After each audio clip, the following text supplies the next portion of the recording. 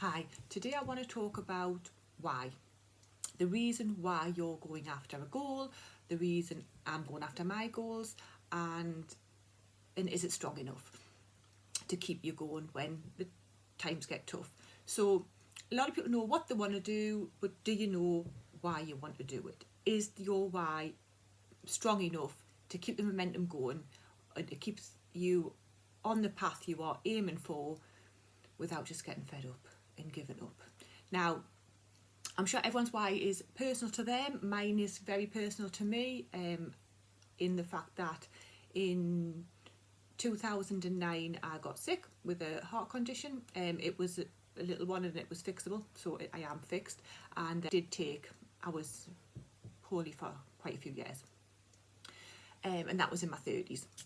I'm now 47 and my why is still there. So what happened was I got sick and I couldn't watch TV. It was triggering my heart all the time.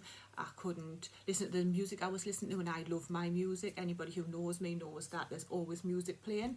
If I'm in the car, I'm never in the car without the music on. In the house, my music's on. I had to even changed the music I was listening to more mellow stuff so I could actually have some music to listen to. And the problem was I was stuck at home while I was unwell. And being stuck at home is hard.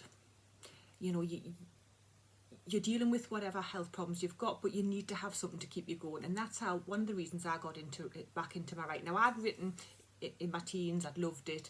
And then when I got sick, my family were at school and I started writing picture books. I had my first picture book out, this one, and it didn't get published till 2016, but I wrote it in 2009. That's how long it took. But it didn't do anything. It didn't do very well, and it's not available now, but I still wrote it, and the people who saw it loved it and enjoyed it, and I don't regret it. I don't regret putting the time in, putting it out to the world. Fair enough, it failed. I failed quite a few times on a lot of things, and you know, you get used to it and you learn from it, and I did learn a lot from that, from what I did. And when I finished, I wrote, I think I've got about 15 roughly written, but not published, and I want to tweak them and to make them better and to learn to illustrate myself. I did illustrate these, but they're not to the standard I wanted them at. Once I did that, then I moved on. I still wasn't very well, and I started doing writing novels and bits and pieces as I was getting my health back together. I wrote romance, I wrote a bit of murder mystery, and I wrote fantasy, and I've got one fantasy book out there under a pen name. And the reason I tell you this isn't because I'm all right now, I'm fine. It's to tell you that was my why at the time. At the time, I needed something to help me. So I wrote just for me, to get me through the hard times. But I found over the years that it never went away, and I still love writing. Things get in the way of me writing, but it's still there, and it's still very strong, because when people saw my picture book, those who liked it, they came back and they said, are you going to do some more? And that was, yeah, I need to. But I never did, because obviously things happened. And then when I put my first novel out, it had been read by a few people in the family, and they were like, you know, at the age where it suited them, and it was their sort of age range, and they liked it. So that kept me going as well. So it was nice, you know, it was nice to feel like I was doing something that was worthwhile in a time when I felt like I couldn't do much. But like I say, it's carried on, and my why still is strong. I still want to write, and the reason is that I think it's good for my health. It's good for me. I love being creative. It cheers me up, it puts me in a good mood, and it keeps me going. But also, my books are about 45 to 50,000 words, my novels, and they're for middle grade. So if I can put a book out there, and some child who doesn't really like reading or hasn't read before picks up my book and reads it and enjoys it, and it gets them into wanting to read other stuff. My books are quite easy reading, but there is a lot more out there.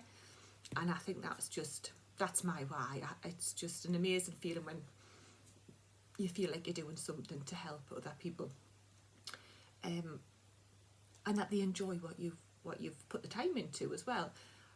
Even if a child does not go in and continue to be a reader of novels, but just isn't fazed by picking up a book that they need to read, or read for school or college or university, and they see it as an enjoyable task instead of, oh, another book I've got to read. That's my why. I think that's fantastic. When I had my picture book out, I did do a visit to a school.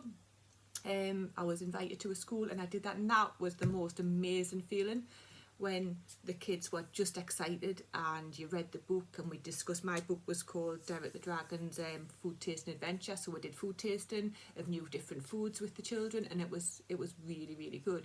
It was a positive experience, and I came away and I thought, I need to do more of this, and it made my why stronger to keep going. So what is your why? Is it strong enough to keep you going through the hard times? Does it help you get through the hard times? Have you used it in the same way as I used it? Let me know in the comments if you want to share it. Obviously, it's quite personal to everybody, so that's up to you. Please follow and subscribe if you'd like to follow me on my journey as I become more and more used to YouTube and more used to putting my work out there.